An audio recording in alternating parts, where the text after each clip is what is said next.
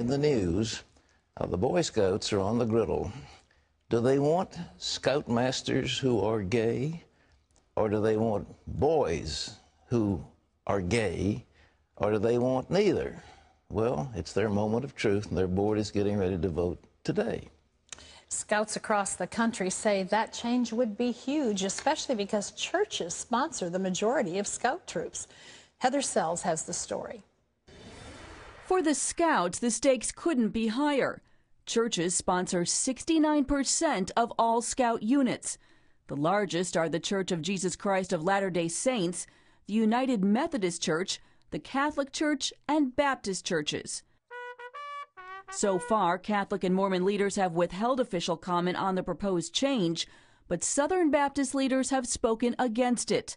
The Reverend Albert Mohler recently blogged that the proposed policy is almost sure to please no one and to lead to disaster for the Scouts. 3 religious liberty law firms are also warning that lifting the ban would jeopardize church-based troops that support the current policy. In southeastern Virginia, churches sponsor 80% of the units, and leaders say members are concerned. The Boy Scouts of America currently has about 3 million members, and the 3 million members have been sold on membership standards as they have been for quite a long time. We're running into a moment where there might be a national shift in those standards, so there are naturally a lot of people who are very concerned. Gay activists delivered over 1 million signatures to the Boy Scout headquarters this week. But they say the proposed change to allow local troops to decide whether or not to allow gays as members does not go far enough. The Human Rights Campaign says the Scouts must adopt a nationwide policy to accept gays as both Scouts and leaders. What the Scouts decide this week could well affect membership, which is already in serious decline.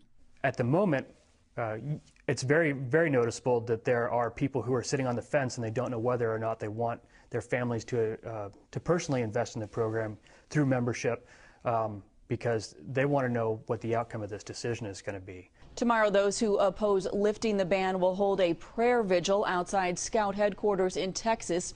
And both sides are urging their supporters to call headquarters today in a last-ditch effort to influence the Scouts. Heather Sells, CBN News. Thanks, Heather. Keep in mind the Boy Scouts are a private organization. It's one of the hallmarks of America that we have individual organizations of people of like mind. This isn't a public organization that the state needs to get involved in. But what's happening is that they're making it look more like a congressional thing, so the Congress gets involved. They have no business fooling with the Boy Scouts, and the Boy Scouts ought to be free to do what they want to do. And the board should feel free to do what it wants to do. And that's just the way it is. And I think that this organization has done so much for so many young men. And the question is, are there predators as Boy Scouts, pedophiles who would come in as scoutmasters? And if they are, then of course parents wouldn't want their sons being involved in the Boy Scouts or their daughters in the Girl Scouts. That's not a pleasant situation, but it's a private organization. I misspoke. The board is not meeting to deliberate today. They're going to vote tomorrow on what to do. So our prayers are with them that they will do what they feel is right for them, not what the political correct crowd thinks is right for them.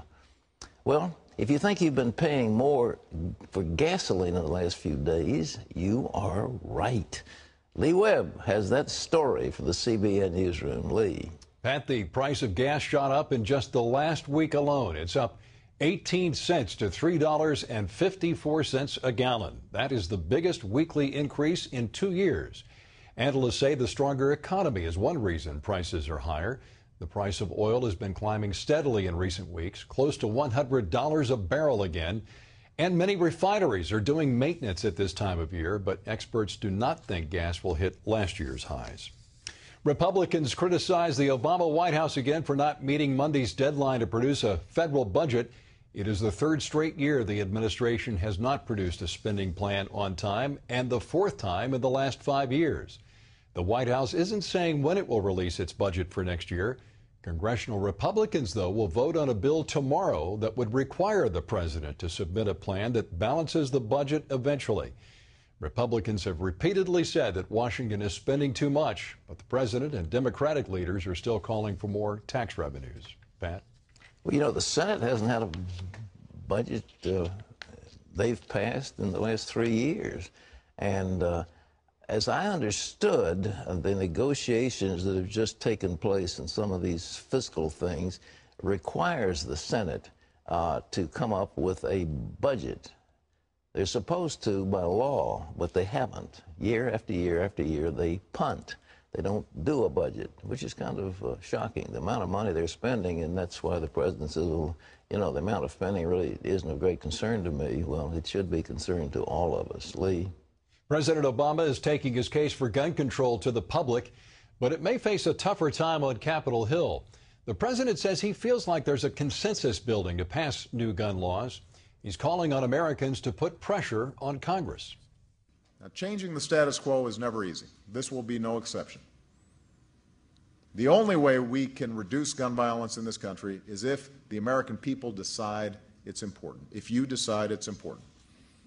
If parents and teachers, police officers and pastors, hunters and sportsmen, Americans of every background stand up and say, this time it's got to be different. The Senate is set to take up a bill that has most of the ideas the president supports, background checks and limiting the capacity of ammunition magazines, but it does not seem likely that some of the president's other proposals will pass, like banning so-called assault weapons. Pat? Lee, as I understand it, there are 300 million firearms in the hands of the American people. They aren't about to give them up. And all these measures are the kind of Band-Aids that the Congress needs to do because they're told you must do something. Well, they did something a few years ago, and it had absolutely no effect whatsoever. And if they want to do something, they need to have a national database of people with mental illness. And they need to check how many people are being prescribed various types of mood-altering drugs, Zantac, Prozac, etc., and find out what the effects of those drugs is having on people. And if you go back and look at some of the egregious examples of gun violence, it is not the guns, it is the crazy people, and the people have been hopped up on these prescribed drugs, many of them youngsters that aren't capable of handling these things. And psychologists and psychiatrists are handing out these drugs like it's a jar of candy, and the kids can't handle it. But we've got a good generation that's on Ritalin, they're on all kinds of mood-altering drugs, and it's just standard. Somebody, well, you've got some kind of ADHD, you know, attention deficit disorder, and all of a sudden now you've got to get some drug. And then if that doesn't work and begins to make you a little bit spacey, then you just got another drug. And then there's another drug and another drug, and before long these poor children don't know what to do. And you have over and over again, people are talking about these psychiatric hospitals that are overprescribing. That's where we need to start and get off this kick about, well, I'm going to limit the magazines. It's not going to have 12 shots. It'll only have 6. Well, you can kill somebody very well with 6 shots. You can have a revolver that just has 6 shots, and you can do all the damage you want to with it. So it's not the guns that's the problem. It is the people who have them and those who are prescribing medicine to these youngsters that get their hands on guns. So let's do that. Why didn't Congress start talking about a database? Let's have, if that shooter at the Virginia Tech a few years ago, if they had only been able to release his mental records to the school, they could have stopped him, but they were forbidden by law from doing it. They couldn't let the school know that they had a dangerous psychopath in their midst. Think about it. Lee? Pat, turning overseas now, for the past year, Islamic militants have ruled portions of the West African nation of Mali. The Islamic radicals took those parts of the country by force. Now, French and Malian forces are driving out those rebels and freeing the people who were forced to live under the cruelty of Islamic Sharia law. Ephraim Graham has that story. Gao residents danced in the street, celebrating their town's liberation from Islamic extremists. But that celebration soon turned to anger, with Mali citizens looting Islamic police headquarters and lashing out against any sign of the 10 months of oppression they endured. In that time, Islamist rebels amputated the hands of these two men for supporting the Malian government. This man says, Islamic police cut my hand and showed it to the crowds. He says jihadists tortured me for 3 months before hacking my hand off in front of everyone. A fight against memories of the Islamist oppression also played out here in the streets of a newly liberated Timbuktu. Crowds of looters attacking shops once owned by rebels. There are also many stories of torture in this town in the last 10 months, like public flogging. Azahara was a victim. She recalls, I wanted to die. It was better to die than to live through this. My brother was shot and killed by rebels last week for breaking Islamic rules. With the rebels now gone, France's defense minister is calling its 3-week military operation in Mali a success. Ephraim Graham, CBN News. The U.S. Justice Department is suing the Standard & Poor's rating service. They're the big financial services company that publishes stock market indices like the S&P 500. The Obama administration accuses S&P of helping cause the mortgage crisis. They allege S&P willfully tried to defraud investors with inaccurate ratings on the mortgage bonds that were loaded with risky subprime mortgages. S&P, though, defends their ratings. Pat, they say they were issued in good faith. Well, you know, I don't know about rating agencies. There's no question the rating agencies were complicit, but they gave AAA ratings to these bundles of toxic mortgages. But was it the fault of the rating agencies? There was a whole chain. The people who sold the mortgages were getting big fees. They were lying. They had liar loans, no doc loans. They, in turn, went up to the big boys in New York, and they packaged them into bite-sized securities and then got the rating agencies to give them AAA standing. They were all complicit, but as far as I can tell, there's been no Justice Department action against the big boys on Wall Street, and they're the ones that made the money on it.